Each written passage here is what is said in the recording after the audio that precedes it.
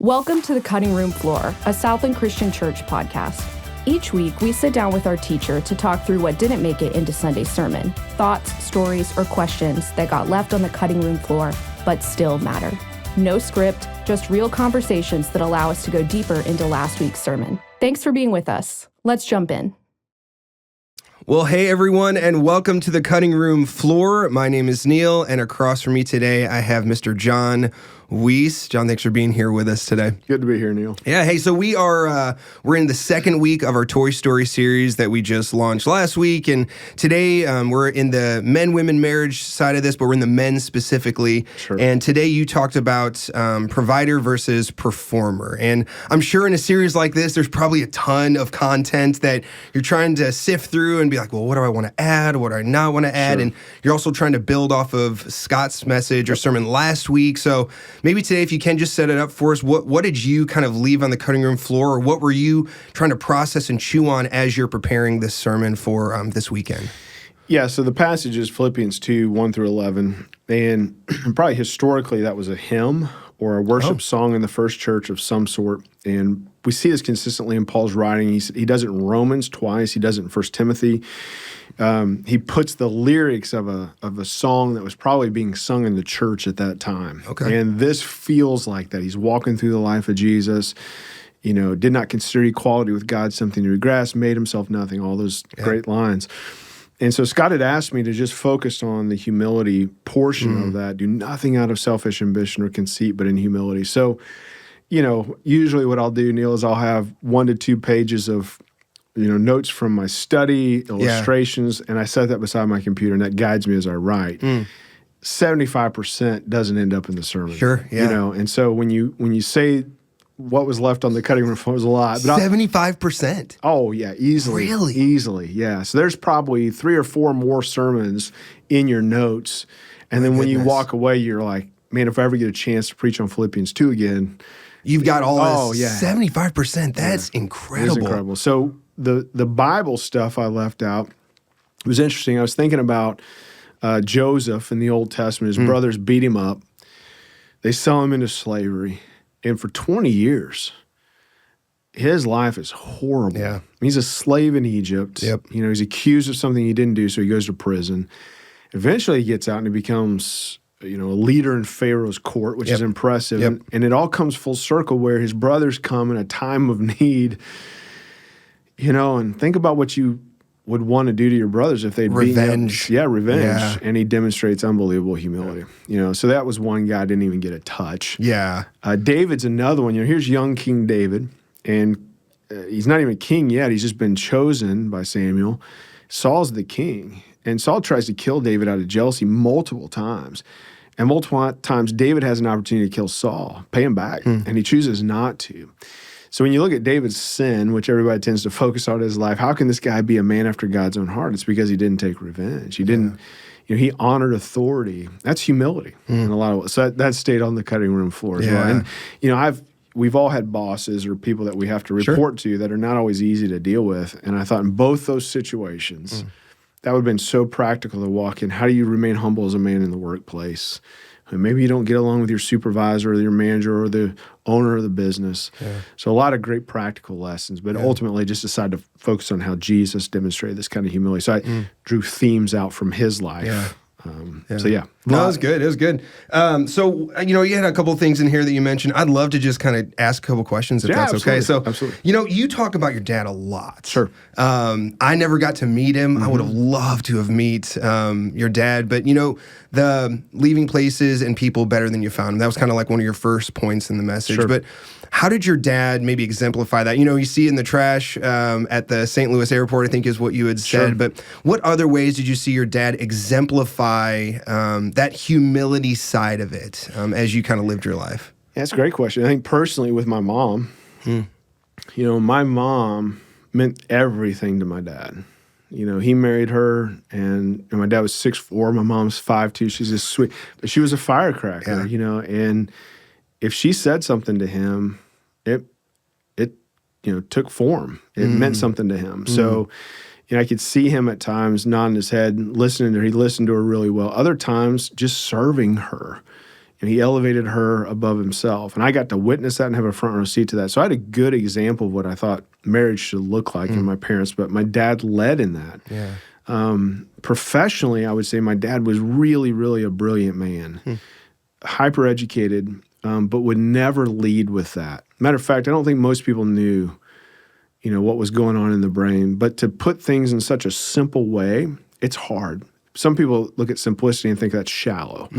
Simplicity is usually depth. Yeah. It takes a while to get to a place where it's so practical that everyone who listens to you teach, which was the case with him, could actually go and do it. So there was a brilliance there, but he didn't lead with that. And a lot of people, that's what they lead with. They have their initials after their name, all their degrees, all their, accreditations, that kind of stuff. And he didn't do that. So there were a lot of ways I saw him demonstrate humility. But the primary way was no one was below him. No one. We picked up hitchhikers. He went to the prison every Tuesday night. He went to the nursing home every Thursday. He just relentlessly loved people. And he prayed every morning, God, put 3 people. I can't handle 5. I can handle 3. Put 3 people in my path every day that don't know Jesus, and I'll tell them about Jesus. I'll tell them the difference. So his thing was always not about ability, but about availability. Yeah. And God literally put 3 people every single day in my dad's path. And he was so faithful. It was awkward when I was a kid. Like you'd be in a McDonald's or a gas station, he would realize this is who God put in my, and he would just start in. Yeah. Man, can I tell you the difference Jesus has made in my life? And it wasn't awkward or weird. Sure. Because God he flexed that muscle. I mean, if you're doing that all the time, I'm sure for him, he's probably like, well, yeah, of course I'm going to do that because he's practiced it. I'm sure I would assume at the beginning for him, it was probably like, should I? I don't know. I don't want to be an inconvenience type of thing, No, that's a great point. When I got to be a little bit older, his sisters and brothers told me, and I never knew this, that my dad had a temper when he was a kid. And he totally changed. And so I didn't know that version of my dad. And I thought that was really interesting to hear, and God had done that work in his heart. And he used to say, man, I was really crippled by fear when it came to evangelism, talking about my faith. Yeah. You wouldn't have known that towards the end of his life. So, yeah. Oh, that's cool. Yeah. You talk about, one of your first points was a proud man versus a humble man.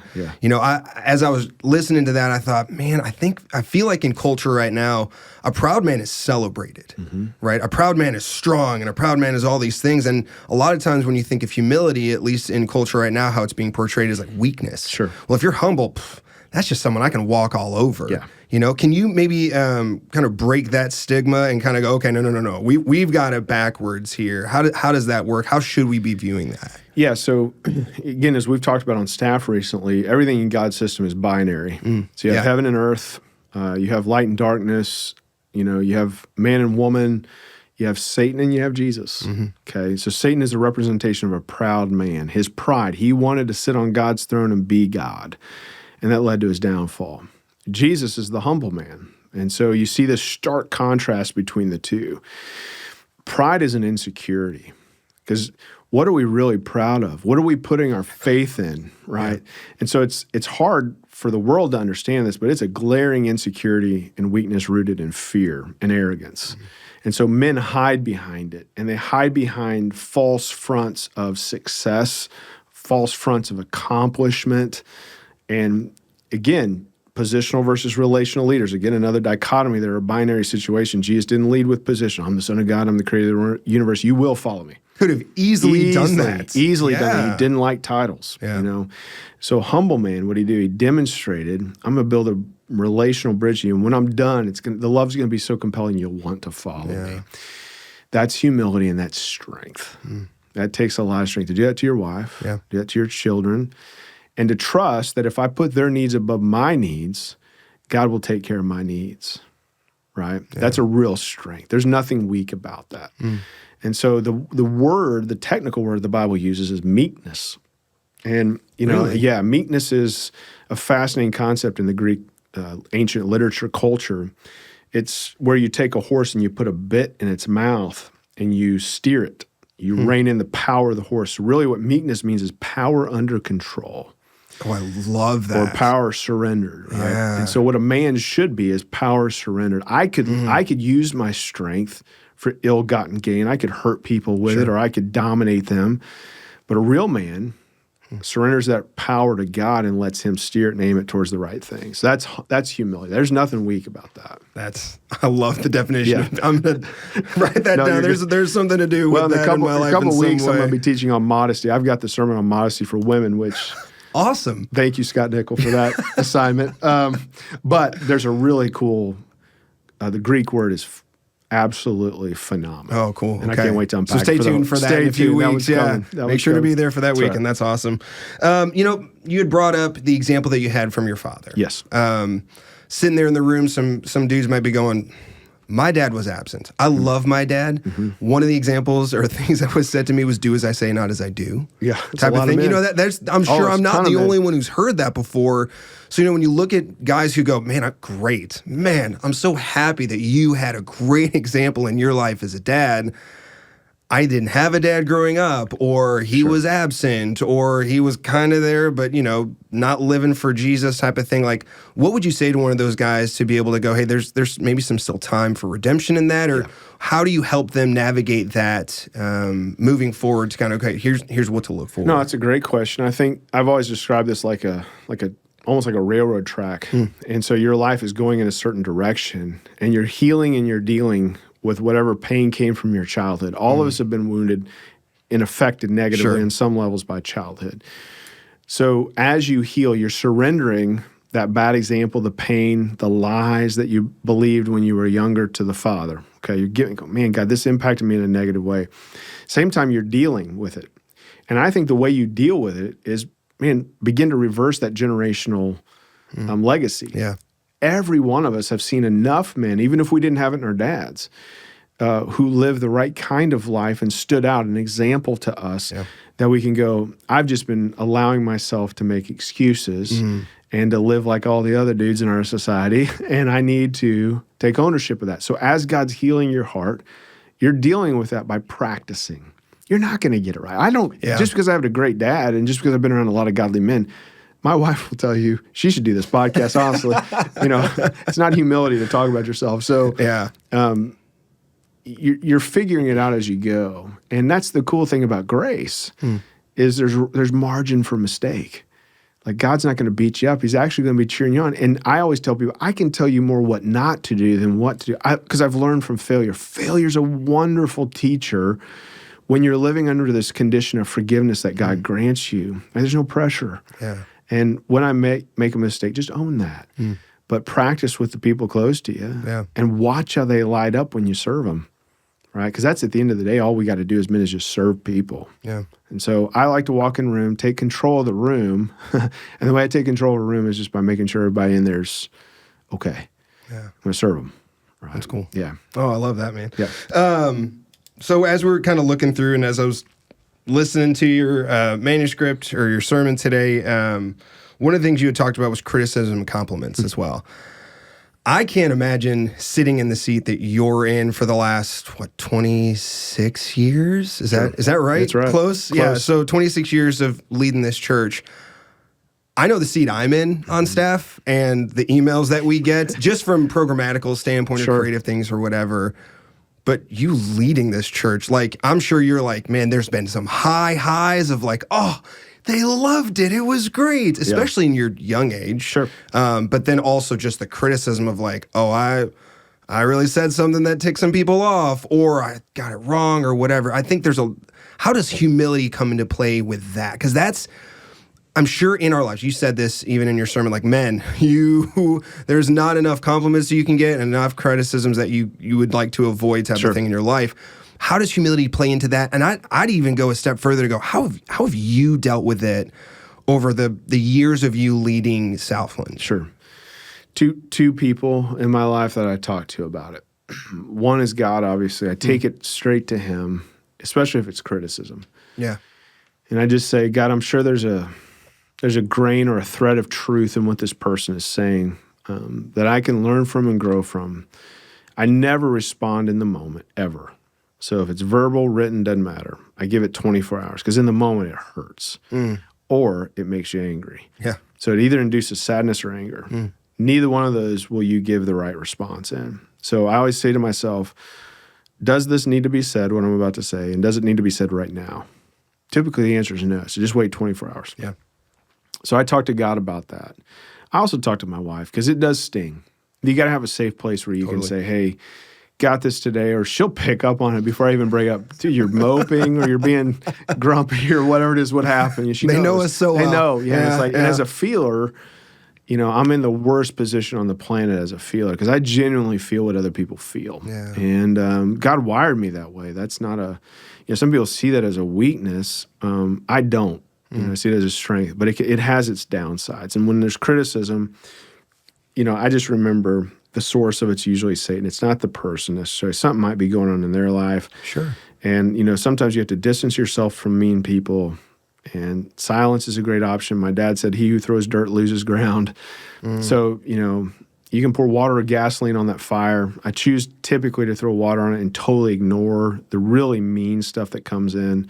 Some criticism, I think I can help them understand why we're doing what we're doing, so I'll respond, but in a really gracious way. Either I like doing it in person. I don't like emails because then it's just this back and forth. Yeah, and there's tone as well. And when you speak to people, and it usually changes once you get them on the phone or face to face. Totally. Yeah. Yep. Compliments are a different category. I just choose not to listen to a lot of them. Yeah, or just even do much with them. Like they go in the trash. I don't keep stuff like that. Yeah. And I just have seen way too many guys in my seat get so removed from serving, they just become preachers. And when you do that, it's usually because you begin to believe the press clippings. Yeah. You know, and you can see it even in their decision making or the way they spend their time or their money. And Allison just holds me to a different standard, a really good standard. So she's the primary one with that. You know, I just say, hey, you know, I got this, and just want to be careful with it. So I don't travel and speak at a lot of stuff. It's all by design. Yeah, that's great. Yeah. Okay. 9 important words. I was wrong. I am sorry. Please forgive me. I saw that pop up on the LED wall, and I couldn't write it down fast enough because I think when you think about humility, you talked about a little bit earlier, just own it. You know, like you could explain away, there's probably a lot of different reasons why, you know, you reacted this way or you're doing this thing or whatever. But at least in my own experience, I've learned, just own it. Yeah. No one cares what the excuse is on it. They just want to know that you're able to own the fact of whatever mistake it was that you had made. And so I love the simplicity. You know, there's depth to that, like you said. I was wrong. I'm sorry. Please forgive me. How have you seen that play out in the life of men that you've worked alongside of, or, you know, have had to come alongside and mentor through, whatever it was? How have you seen the fruit of that? And maybe the opposite, when they add more to the 9 words and it's too much. Yeah, when men don't speak those 9 words sincerely, or they add excuses to them, they end up losing their job. They end up losing their marriage, which means they're losing their credibility, their integrity, the things that actually matter. Every couple I sit down with, I tell them right out of the gate, I'm not a counselor. I'm a preacher. Right? I know my Bible. So my first question is, do you guys want to forgive each other? Because let's save all of us a lot of time. If there's not a desire to forgive each other, I'm not going to be able to help you. God won't be able to help you. And you're going to waste thousands of dollars on counseling. Okay. If there's a desire for this marriage to stay together, then man, we can do this. And usually someone has to say, I royally screwed up. And then I say, we need you to define what you mean by that. And I'm going to say here, it's safe, but it all needs to come out. And what I tell men and women, whatever you did to break this marriage, they don't need to find out more a month from now. It needs to all come out right now. It's going to hurt your spouse as you share this, but man, God can heal, and now's the time to come clean. And so sometimes those statements need to be broken up over time. Sure. Right? Like, I was wrong. Well, define that. Okay. I'm sorry. Well, what's going to change? And then please forgive me. It's going to take some time. Yeah. Because trust was broken. Yeah. Right? So in the moment, it's good to say those things, but you got to back it up with action. You know, no woman's going to stay with a man who doesn't change.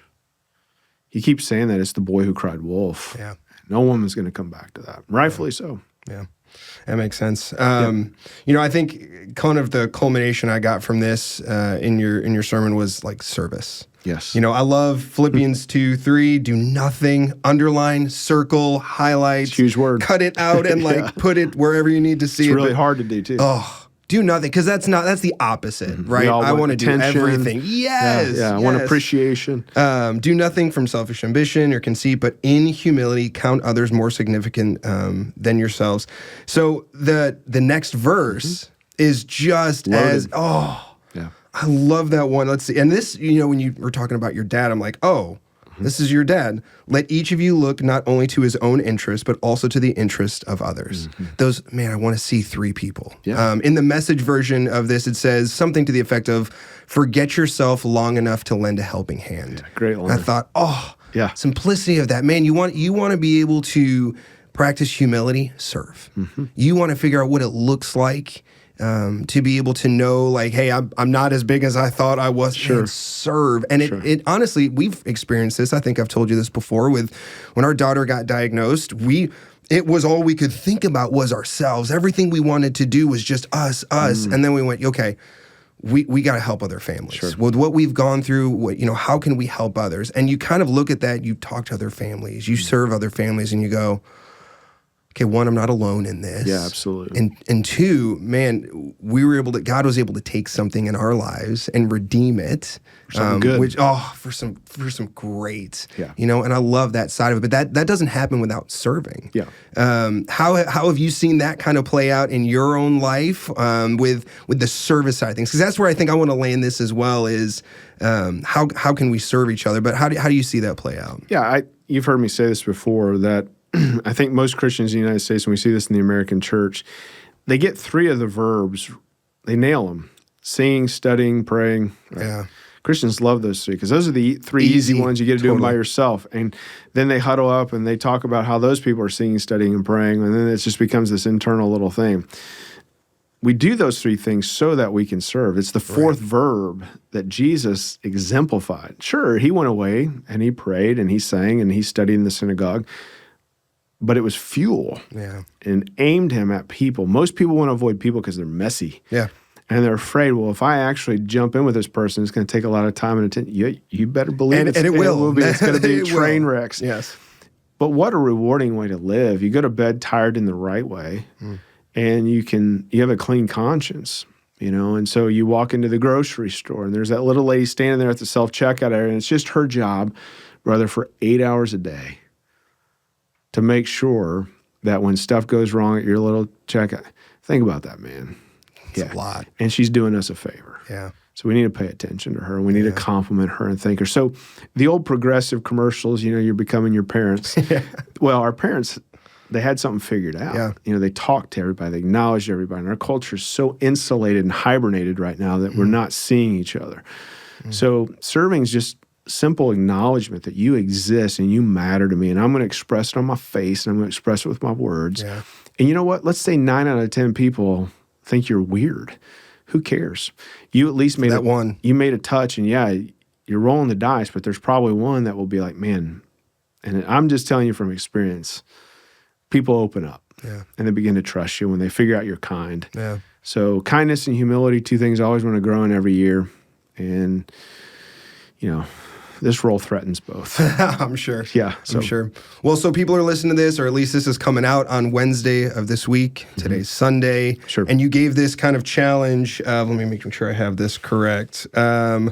Men, what does the slide? Man, what a funny video. It's great. Oh, I loved it. The kid whose head kind of hit from side to side. I was like, this. We've all been there. It was good. Oh, yeah. Notice totally. it was mostly boys, too, I think. Or the one who jumped off the slide, its foot caught and face planted. So what does the slide represent in your life? What does the risky next step look like for you? As we kind of wrap this up, you're midweek. We got that challenge on Sunday. Did you just listen to it and go, well, that sounds nice for someone else to have to think through? We're listening to this on Wednesday. Can you kind of re-give that challenge of what does that risky next step look like for you, for folks who are listening? Yeah, it could be really simple. Like if you've allowed your wife to be your mom, Okay, this is a huge paradigm for a lot of men. So your wife is still doing the things your mom used to do for you. That needs to stop. Yep. So if you're a slob, go clean something up and take care of it so that your wife doesn't have to do it, right? That's a simple step. That's not hard. Big things like if you haven't purchased a Bible and you haven't gotten in a men's group, now's the time to do that. And it's okay to admit, I don't know anything about the Bible. It's intimidating at first. I would challenge you to start with the Gospel of Luke and read Acts because Luke wrote both of them. And if you read Luke, you'll have a good understanding of who Jesus is. If you read Acts, you'll have a good understanding of what the church should look like. And that'll propel you on your way. And then read James. James is so practical for men because it talks about watch what you say, you know. So there's 3 books right there that you could spend the next 12 months Easy. reading on a regular basis. And don't just read through it and say, well, I read that one. Go back, read it 2 or 3 times. Yeah. Because the goal here is application, not information. You need the information for the application. But that application, as you start to put it into practice, it'll lead to transformation. Probably the big one is the baptism one. Yeah. I'm shocked at how many men haven't taken this step, or they did when they were younger under coercion or pressure. Grandma was like, hey, it's Easter, you need to go for it. Yeah. Well, now you're an adult, and you're taking responsibility for your life, and my goodness, forgiveness is on the table, the Holy Spirit's on the table, and a place in heaven is on the table, plus a role in God's family. You know, I always say, don't be a putz. Just do it. Like, take that step. What are you waiting for? We've all done it. Like, it is humiliating, but that's a good thing. You're dying to the old you. And you don't have to have all your ducks in a row. Just take that step, and God will begin to do a transformative, powerful work in your life. Yeah. And man, generationally, what that could lead to. Like, my grandparents on both sides of my family were first-generation believers. And huge generational impact because they took that step. So maybe you didn't inherit this faith. That's sometimes a really good thing because you own it personally. You won't always be able to see the fruit that comes from this downstream, but brother, it will be so worth it for your kids and your grandkids and future generations. Yeah. Man, that's awesome. Yeah. Well, thanks for being here with us today. Yeah, so fun. Did I miss anything or anything you wanted to kind of... The only thing I would say too is for every guy our age, you got to have younger men you're pouring into. Yeah. One of the hallmarks of my time here at Southland is I've always had groups of young men that I'm investing in, and seeing them now married with kids and watching them now invest in other young men because I give them that challenge. Yeah, I like preaching, but I'm going to stop doing that. I'm never going to stop investing in young men. It's great. Ever. And so we need our older guys to take younger guys, and it doesn't have to be fancy. Take them to breakfast once a week and just ask how they're doing. What can I pray for? But then start to make deposits because they're going to ask for your wisdom, and you have it. You got life experience they don't have. Yeah. And just share it. Be honest. Say, man, I messed up when I was in college, or I did this, and I wish I hadn't. And those young guys will learn from that. Yeah. It's awesome. Yeah. All right. Well, y'all, thanks for being with us today on the cutting room floor. We will catch you next time.